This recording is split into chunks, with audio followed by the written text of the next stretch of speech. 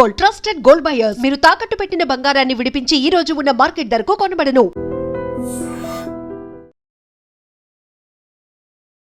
Hello views, welcome to iDream media. Vizianagaram జిల్లా బొబ్బిలి నియోజకవర్గం తెర్ల మండలం జగన్నాథ వలసలో విషాదం చోటు చేసుకుంది. ప్రస్తుత రోజుల్లో చూస్తే పిల్లల్ని, ముఖ్యంగా టీనేజ్ పిల్లలకి ఒక మంచి చెప్పాలన్నా భయపడే రోజులు, పరిస్థితులు కూడా దాపరిస్తూ ఉన్నాయి. ఎందుకంటే ఏ మంచికి చెప్పినా సరే వాళ్ళు ఎలా స్వీకరిస్తున్నారో కూడా అర్థం కావట్లేదు. సో రీసెంట్ గా అలాంటి సంఘటనే తల్లిదండ్రులు ఫోన్ చూడడం మానేసి చక్కగా చదువుకోమ్మా అంటూ తమ యొక్క చిన్న కుమార్తెకి 4 మంచి మాటలు చెప్పారు. పాపం అదేనేమో, ఆ 4 మంచి మాటలు చెప్పడమేనేమో ఆ తల్లిదండ్రులకి గర్భ శోకాన్ని మిగిల్చింది. పగలు కష్టపడి వ్యవసాయాన్నే నమ్ముకొని రెక్కలు ముక్కలు చేసుకొని 2 కూతుర్లు కూడా అల్లారు ముద్దుగా చూసుకుంటూ వారిని మంచి చదువులు చదివించి ఉన్నత స్థానంలో చూడాలని ఏ తల్లిదండ్రులు కలగన్నారు చెప్పండి? అది ఒక తప్ప? అది ఒక నేరమా? అలా కలగండం కూడా ఒక శాపమా? ఏమో. రీసెంట్ గా కొంతమంది టీనేజర్స్ తీసుకుంటున్న నిర్ణయాల వల్ల, క్షణికావేశంలో తీసుకుంటున్న ఇలాంటి దారుణమైన సంఘటనల వల్ల రేపొద్దున్న తల్లిదండ్రుల జీవితమే కాకుండా బిడ్డల భవిష్యత్తు కూడా ప్రశ్నార్థకంగా మారే ప్రమాదంలోకి వెళ్ళిపోతుందేమో.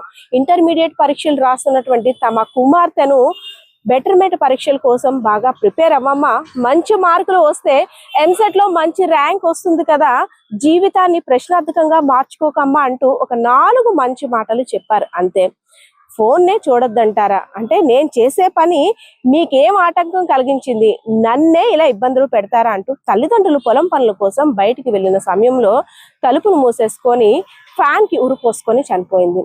తమ కార్యక్రమాలన్నీ ముగించుకొని ఇంటికి వచ్చి చూసేసరికి విగత జీవిగా తమ కుమార్తె ఫ్యాన్ కు వేలాడుతుంటే ఆ తల్లిదండ్రులు గుండెలు అలా అలసిపోయాయి.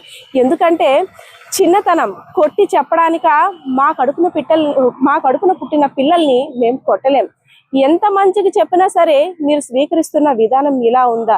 అనవసరంగా ఫోన్ గురించి నిండు జీవితాన్ని బలి తీసుకున్నావా అమ్మా అంటూ కూడా ఆ తండ్రి, ఎవరైతే తన చనిపోయిన కూతురుందో, కాళ్ళ మీద పడి ఏడుస్తుంటే గ్రామస్తులంతా కూడా గుండెలు అవిసేలా వెలువెల్లాడారు. ఆ పరిస్థితి చూసిన తర్వాత పిల్లలకి భయం చెప్తే తల్లిదండ్రులకి ఒక పరిస్థితి, చెప్పకపోతే సమాజం అంతా కూడా కనీసం పిల్లల్ని అదుపులో పెట్టుకోలేని తల్లిదండ్రులు అంటూ నిందలు కూడా వేస్తున్నారు. సో మాలాంటి పరిస్థితి ఇంకెవరికి రాకూడదురా దేవుడా అంటూ కూడా అక్కడున్న గ్రామస్తులను పట్టుకొని ఆ తల్లిదండ్రులు బోరున విలిపిస్తుంటే అక్కడ ప్రతి ఒక్కరి కళ్ళమట కూడా కన్నీరు ఆగలేదు. సో ఏదైతేనే టీనేజర్స్ క్షణికావేశంలో తీసుకుంటున్న నిర్ణయాల వల్ల తల్లిదండ్రులు ఎలాంటి ఇబ్బందులకు గురవుతారో ఒక్కసారి ఆ తల్లిదండ్రుల యొక్క ఆవేదన చూడండి. మన మంచి కోసం చెప్పినా సరే మనం ఏదో దాన్ని నెగిటివ్ గా చూస్తే మన భవిష్యత్తే కాకుండా వారికి గర్భశోకాన్ని కూడా మిగిల్చే వారం అవుతున్నాం. సో ఏది మంచో ఏది చెడో తల్లిదండ్రుల కన్నా ఇంకెవరికి బాగా తెలియదేమో మన కోసం. అలాంటిది చిన్న చిన్న కారణాల కోసం, క్షణికావేశంలో తీసుకున్న నిర్ణయం కోసం నిండు 100 ఏళ్ళు హ్యాపీగా ఉండాల్సిన జీవితాన్ని అర్ధాంతరంగా ఒక స్మాల్ డెసిషన్ వల్ల ముగించుకుంటారు. సో ఇలాంటి పరిస్థితి ఎటువంటి వారికి కూడా, ఎలాంటి కుటుంబంలో కూడా రాకూడదురా దేవుడా అంటూ కూడా ఆ దేవుణ్ణి వేడుకుంటున్న ఆ తల్లిదండ్రులను చూస్తే ఎవరి నోటంట కూడా మాట రావట్లేదు. సో ప్రతి ఒక్కరు కూడా ఇది ఒక బిగ్ అలర్ట్ మెసేజ్ అనే చెప్పుకోవచ్చు. పరీక్షల కోసం తల్లిదండ్రులు చెప్పడం సహజం. సో దాన్ని తల్లిదండ్రులు మన మంచి కోసమే కదా చెప్తున్నారని ఒక పాజిటివ్ వేలో ఆలోచించండి. కెమెరా పర్సన్ బాలకృష్ణతో పద్మ, ఐడ్రీమ్ మీడియా, విజయనగరం. నేను వ్యవసాయం చేస్తాను, చదువుకుంటుంది. ఇంటర్ అయింది. ఇంటర్ ఇంకో పరీక్ష రాయడానికి ఇది అవుతుంది, ప్రిపేర్ అవుతుంది. ఇంకా 4 రోజులే పరీక్షలు ఉన్నాయి కదా, ఇంకా చదువుతానమ్మా, 350 తెచ్చుకుంటాను అన్నాను. 350 తెచ్చుకొని చదువుకమ్మ, చక్కగా చదువుకుంది, అంత చదివిస్తాను అన్నాను.